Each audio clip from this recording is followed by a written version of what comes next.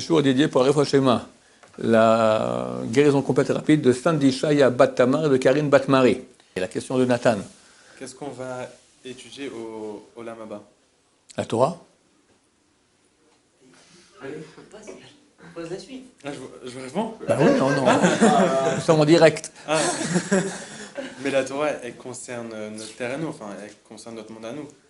Kiboud Aven, tout ça, bah, là-haut, il y aura... Ah, tu dis que là-haut, comment on va étudier alors qu'il n'y a pas de réalité de ce que nous avons ici? Et c'est écrit que le premier homme, dans le paradis, Dieu lui a dit, voici le jardin, d'accord? Fais attention de le garder et t'en occuper. L'Orvda, s'en occuper, ou le Shomra et le garder. Les sages Israël ont dit, l'Orvda, ce sont les lois positives, 248, et le Shomra, le garder, 365 lois négatives. De les pratiquer. Et comment il pratiquait? D'abord, il ne peut pas pratiquer Kiboud Aven, il n'a pas de parents. Ensuite, c'est un monde de lumière, le paradis. D'accord? Comment on fait? Voler, enfin, comment on fait tout ça? Après, Avraham Avinu, il y a 613 mitzvot. Mais le Tfilin, ce sont des boîtes dans lesquelles on raconte la sortie d'Égypte. Mais il vivait 400 ans avant. Alors comment il a fait ça?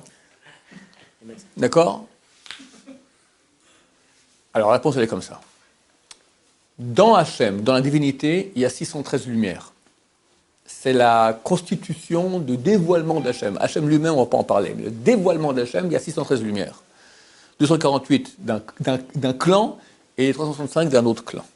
Ces lumières, lorsqu'on fait certaines actions, on amène cette lumière sur nous. Maintenant, tout dépend dans quel monde tu es. Je prends un exemple, tu vas comprendre. H2O, qu'est-ce que c'est? C'est de l'eau. Pas forcé. Ça peut être de la vapeur d'eau, ça peut être de l'eau, ça peut être des glaçons. Demande à quelqu'un qui n'a pas encore été à l'école, tu lui montres maintenant de la vapeur d'eau, un glaçon et de l'eau. Un ignare, d'accord, il ne sait pas ce que tu dis. Qu'est-ce que c'est? C'est 3 produits différents. Non, c'est le même. Dans des configurations de mondes différentes. À moins 0, c'est du glaçon. Entre 0 et 100, c'est de l'eau. D plus 100, ça devient de la vapeur. À latitude 0. D'accord? Donc tu vois qu'une même réalité, en fonction de l'environnement, elle va changer. Idem, ces lumières. Dans notre monde à nous, aujourd'hui, les 613 lumières d'Hachem, ce sont les 613 lois de la Torah telles que nous les connaissons aujourd'hui. Dans le monde de Olam Haba, ça sera d'autres lumières.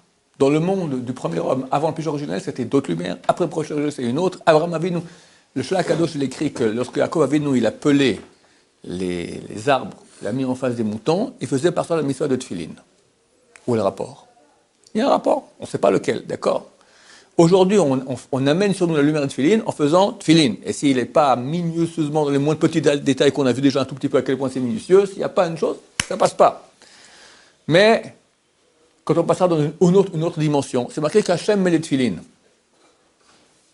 La Gemara dans Brachot, premier chapitre. Hachem, qu'est-ce qui est marqué dans les Tfilin de Hachem? La Gemara, elle répond.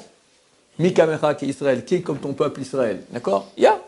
Alors tu crois que le Borou, il a des petites boîtes en cuir qui a écrit, d'accord, sur les parchemins de quoi? De vaches divines, d'accord?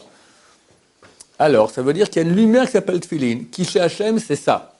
Chez Premier Homme, c'est ça. Chez Abraham, c'est ça. Chez Yaakov, c'est ça. Chez nous, c'est ça. Chez Mashiach, c'est ça. Et Olam Haba, c'est ça. Et Triat HaMetim, c'est ça. Ce sont les mêmes lumières dans des configurations différentes. Baruch Adonai, l'Olam, Amen, Amen.